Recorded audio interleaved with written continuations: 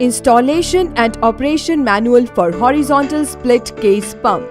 This manual covers the installation and operation of Syntec make horizontal split case centrifugal pumps. When properly installed and when given reasonable care and maintenance, centrifugal pumps should operate satisfactorily for a long period of time. The axially split casing design allows removal of the impeller and bearing housing assembly without disturbing suction and discharge piping. Storage and protection. All pumps are shop tested and ready for operation when delivered. If equipment is to be stored for long periods of time, 6 months or more, should be kept in a clean, dry area, and the following precautions should be taken to ensure that the equipment remains in good condition. Be sure that the bearings are fully lubricated. The shaft should be rotated 10 to 15 revolutions by hand periodically in order to spread the lubricant over all the bearing surfaces. Suitable intervals are from 1 to 3 months. Installation. The pump should be located as close as possible to the liquid supply so that the suction line is short and direct. Location should require a minimum of elbows and fittings in the discharge line. Before installing the pump, ensure that the foundation on which the pump will be placed is prepared well. It has to be sufficiently substantial enough to take the weight of the pump and absorb any possible vibrations from it. The foundation has to be absolutely straight, without any inclination or tilting on any side. The foundation bolt of proper size should be embedded in the concrete and base plate tightened, ensuring that it is level in all directions. Piping associated with the pump must be anchored and supported independently of the pump and should never put any strain on the pump casing. When the pipes are not supported, their weight is borne by the pump casing and may cause them to crack or deflect. It is important that the connections be carefully aligned axially, angularly, and in length.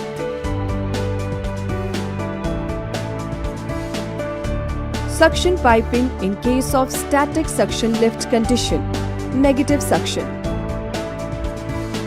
The piping run and the connection fittings should be properly aligned and supported separately.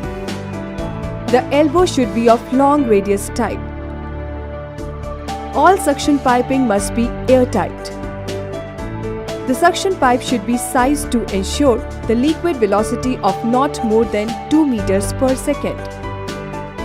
All suction pipes should have a continuous rise to the pump suction inlet. 6 mm per 100 mm slope is recommended. The recommended suction pipe size should be at least 1 commercial size larger than opening of the pump inlet. No isolation valve is recommended. There should be a tapping provided for installing a vacuum gauge in suction line.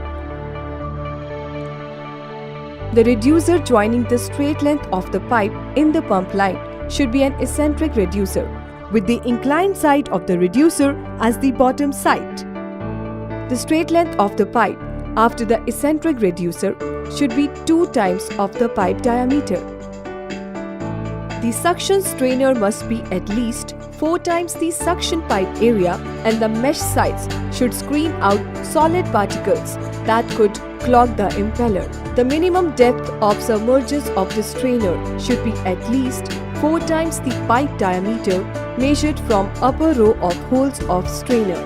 The distance between the bottom of strainer and the floor of the tank should be considered as 2 times of pipe diameters.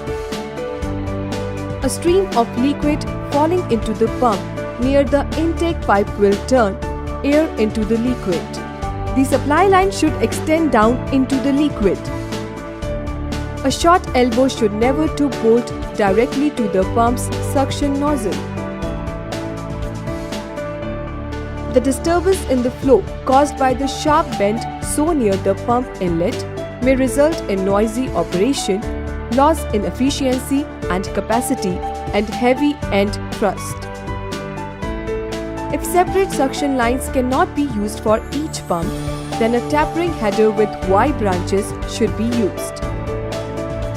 A straight branch header should never be used.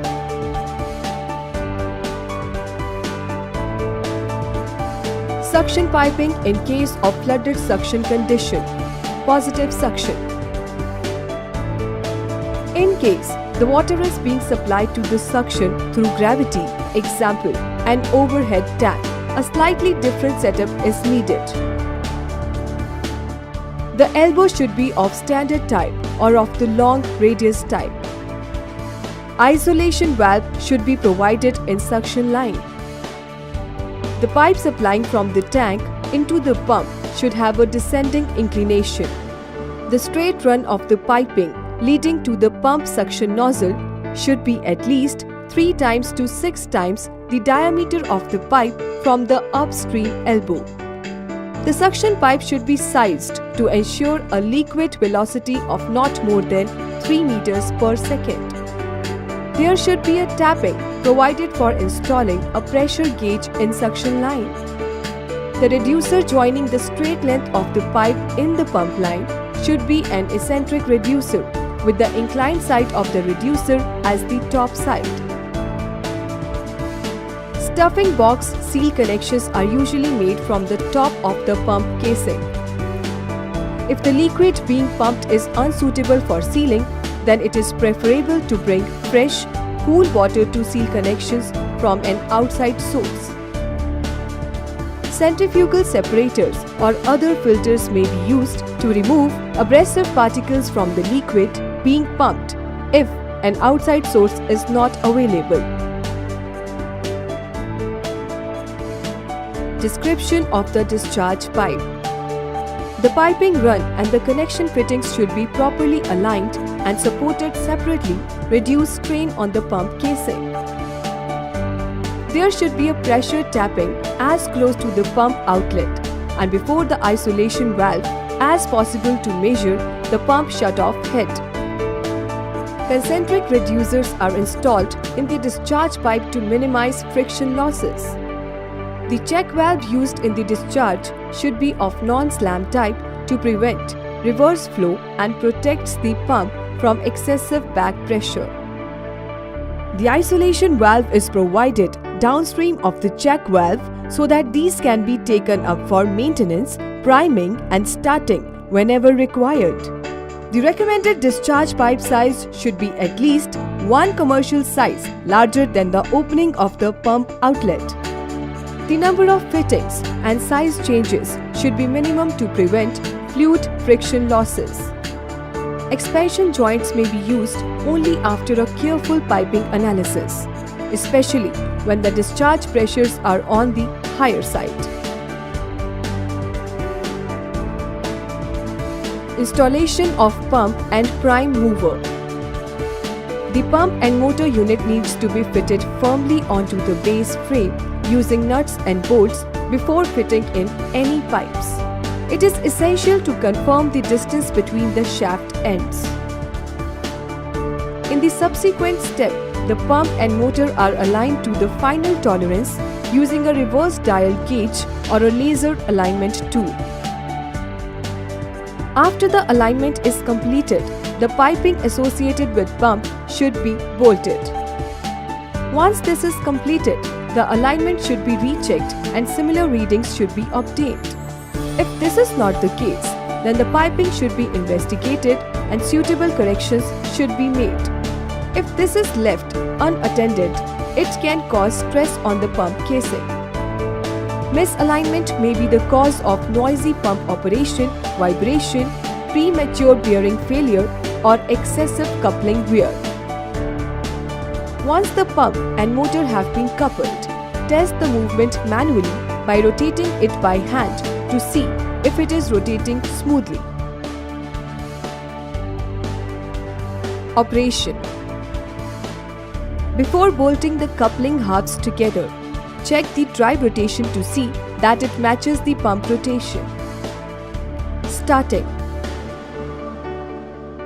When possible, turn the pump shaft by hand to ensure that the parts do not bind. Check the bearing lubricant.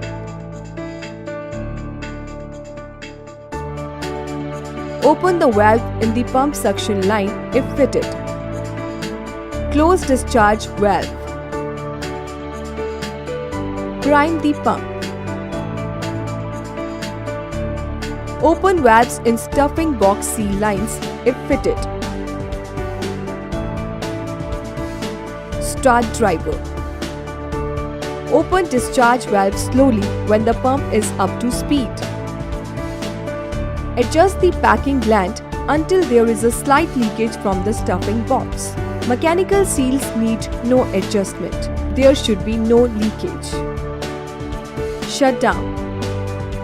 The pump may be stopped with the discharge valve open without causing damage. However, in order to prevent water hammer effects, the discharge valve should be closed first. Close discharge valve. Stop driver. Close water seal valves. Close valve in the pump suction line if fitted. If danger of freezing exists, drain the pump completely.